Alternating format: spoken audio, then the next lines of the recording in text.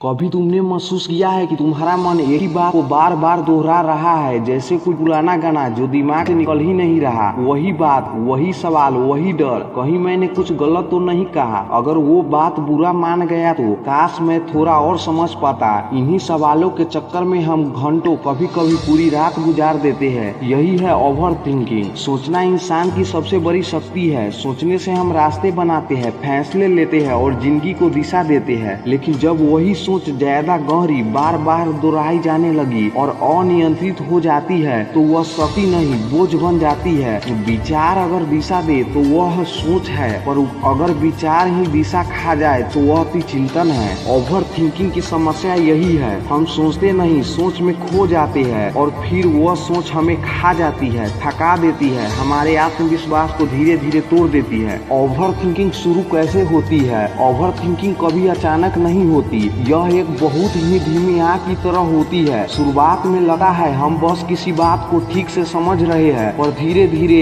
हम उस बात को इतना सोचने लगते हैं कि हमारे अंदर डर, असुरक्षा और बेचैनी पनपने लगती है। कभी किसी के एक शब्द पर मन अटक जाता है, कभी किसी के बर्ताव को समझने में पूरा दिन निकल जाता है, कभी किसी गलती को सोच सोच कर हम खुद को कोसते रहते हैं और फिर धीरे धीरे एक आदत बन जाती है। आदत हर छोटी बात को बड़ा बनाने की, हर संभावना को समस्या समझने की, हर चुप्पी के पीछे कोई न कोई मतलब ढूंढने की। क्यों होती है ओवर थिंकिंग? इसके कई कारण होते हैं और हर व्यक्ति का कारण थोड़ा अलग होता है। डर, अगर सब गलत निकल गया तो ये सामान्य कारण है। डर हमें सोचने पर मजबूर करता है और हम हर संभव स्थिति की कल्पना करने लगते हैं, चाहे वो असल में हो या नहीं। अविश्वास, जब हमें खुद पर या दूसरों पर भरोसा नहीं होता है तब हमारा मन बार बार सवाल पूछता है, क्या वो सच में मेरी परवाह करता है? क्या मैं पर्याप्त हूँ? गिल्ट यानी कि दोषी, कभी कभी बीते हुए समय की कोई बात हमें भीतर से काटती रहती है। हम सोचते हैं काश मैंने ऐसा न किया होता और वही काश हमारे वर्तमान को खा जाता है। अपूर्णता, जब हम हर चीज को परफेक्ट करना चाहते हैं तब छोटी छोटी गलतियां भी हमारे मन को चैन नहीं लेने देती। मन का जाल और एक कहानी के माध्यम से हम आपको समझाते हैं। अनवी एक साधारण लड़की थी, हर चीज में दिल लगाती थी, हर किसी के लिए अच्छा सोचती थी, लेकिन उसकी एक समस्या थी, वो बहुत सोचती थी। किसी का मूड थोड़ा बदल गया तो वो घंटों सोचती रहती, किसी का जवाब थोड़ा देरी से आया तो मन में सवाल उठते, क्या मैंने कुछ गलत किया? क्या वो अब मुझसे बात नहीं करना चाहता? वो अपने हर रिश्तों को इतना सोचती कि खुद थक जाती थी। धीरे धीरे वह बोलने से पहले डरने लगी, फैसला लेने से पहले घबराने लगी। उसे लगता था कि सोचकर वो सब कुछ संभाल लेगी, लेकिन असल में उसकी सोच ने ही उसे बंधन बना लिया था। एक दिन उसकी दोस्त ने कहा, तू सोचते सोचते अपनी जिंदगी जीना भूल गई। अनवी, यह बात दिल को छू गई। उसने उस दिन से तय किया, अब वो हर बात को महसूस करेगी, सोच नहीं। वह हर स्थिति को समझेगी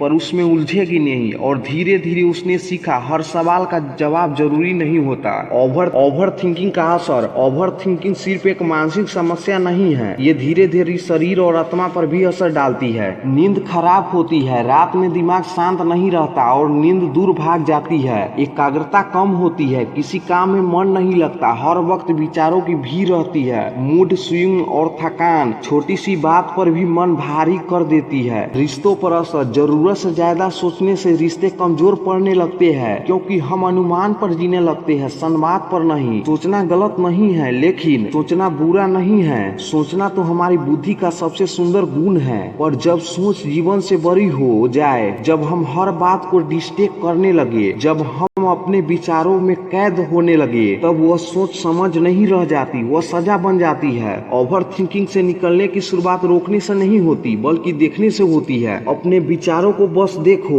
उन्हें आने दो, जाने दो। हर विचार को पकड़कर मत रखो, हर बात का अर्थ ढूंढना जरूरी नहीं है। एक छोटा सा अभ्यास करें जो ओवर थिंकिंग को रोकने में आपको काफी सहायता कर सकता है। आज से जब भी कोई बात दिमाग में में बार बार आए, अपने मन से 3 सवाल पूछे। क्या ये बात वास्तव में इतनी बड़ी है? क्या मैं इस पर अभी कुछ कर सकता हूँ? क्या ये सोच मुझे शांति दे रही है या छीन रही है? अगर तीनों सवाल का उत्तर नहीं है तो मुस्कुराओ और कहो ये विचार नहीं, ये हमारे मन के बनाए हुए कल्पना जाल है जो हमें डरा रही है। ओवर थिंकिंग कोई बीमारी नहीं है, ये हमारी सोच की दिशा को देने की स्थिति है। हम सोचने की कोशिश में जीना भूल जाते हैं, पर जब हम यह समझ लेते हैं कि हर विचार पर ध्यान देना जरूरी नहीं, हर बात का जवाब खोजना आवश्यक नहीं, तब हम खुद को मुक्त कर लेते हैं। मन को रोकना नहीं, उसे समझाना है। यही समझ ओवर थिंकिंग से बाहर निकलने में हमारी मदद कर सकती है।